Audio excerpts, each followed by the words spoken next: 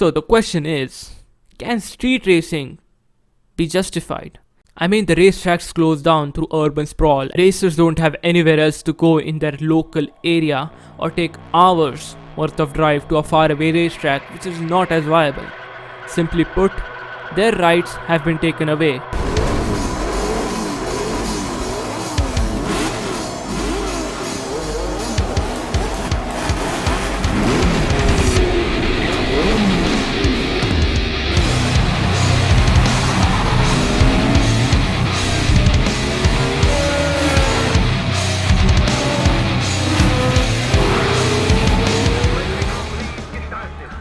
Racing is the most glamorous sport in the world. The most, even more than cricket.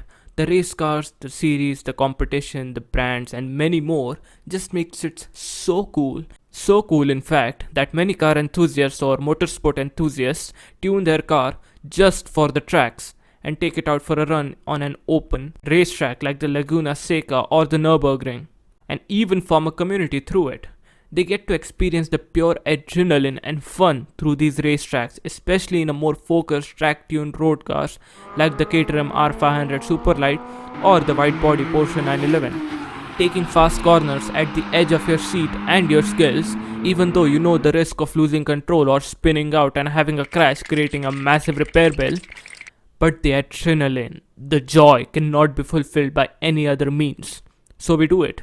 And not only that, people with similar interests with common subject, cars, are there to make a community out of, have conversations, take a look at each other's cars, and so much more. It also boosts the local economy through race fees, employment, food stalls there, etc. So you get to experience one of the best feelings through racing. You get to drive your car to the limit, you meet great people with common interests, and also you will see other cool track cars. So what could go wrong?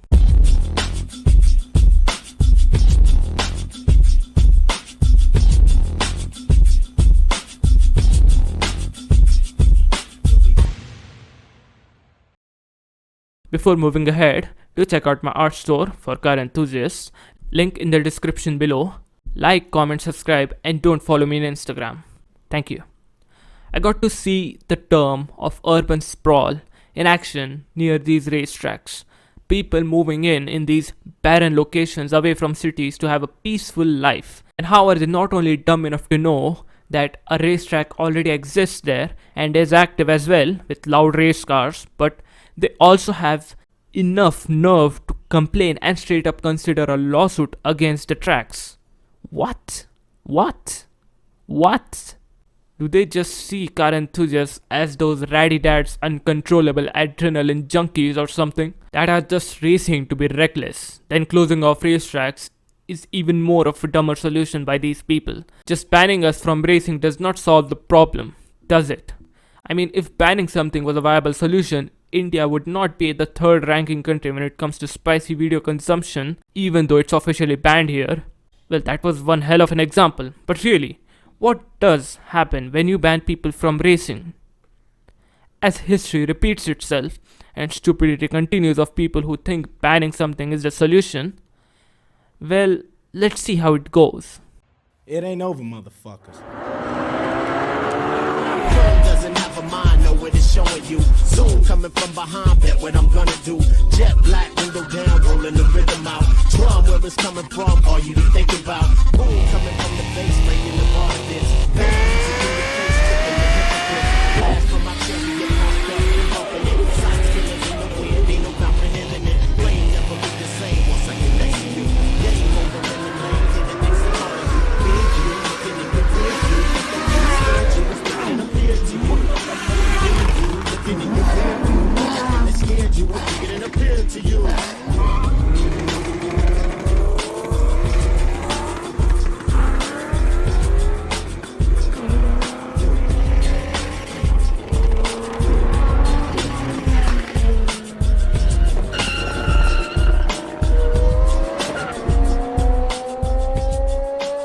Add all the adrenaline you can feel while racing, that cool ass punk personality you can show off, and make a community of like-minded people. But the most important thing for young people today is the social media clout and attention. We have seen it all. The Fast and the Furious movies showing off street racing, Need for Speed showing off street racing, and the actual street racing just showing off. Do you know how exciting that thing is? Drifting on public streets, swimming across highways, which means maneuvering your car across motorways in high speeds and fooling the cops like it's a bounty mission from Most Wanted. And the most addicting drug in combination was the adrenaline and the social media clout. I mean, who can resist that? I even saw a video on the channel 337 Speed where I saw people not only illegally and dangerously showing off their swimming skills, but also selling their merch through it. It's a win-win. So the question is, can street racing be justified? I mean, the racetracks closed down through urban sprawl and maybe the lack of ticket sales. Racers don't have anywhere else to go in their local area or take hours worth of drive to a faraway racetrack which is not as viable. Simply put, their rights have been taken away to race in a safe environment. We have tons of clout to have on social media to show off and even make decent money out of it. It looks cool, it shows and represents freedom, it shows community, and it can act as a message to the people who filed lawsuit against racetracks, leading them to a complete shutdown. So, can it really be justified? No, it cannot be justified.